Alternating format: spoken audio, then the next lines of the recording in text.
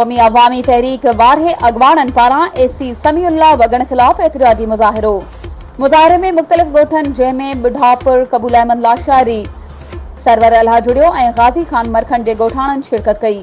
उन मौक़े ते comrade Inayatullah Lashari, comrade Akbar Khaskheli, Mashooq Markhand, advocate Ayaz Khuhawar, Zahid Lashari ऐं मुजीब लाशारी ऐं ॿियनि सहाफ़ियुनि सां ॻाल्हाईंदे चयो त ॿोॾि सबबि लखे रुपयनि जा फसल तबाह, माल मरी विया ऐं घर ड्रही पटपइजी विया आहिनि।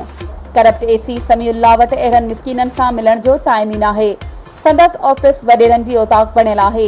हुननि चीफ जस्टिस जनाब अहमद अली शेख साहब ऐं वसवारनि खां पाण मुरादो नोटिस वठण जो मुतालबो कयो।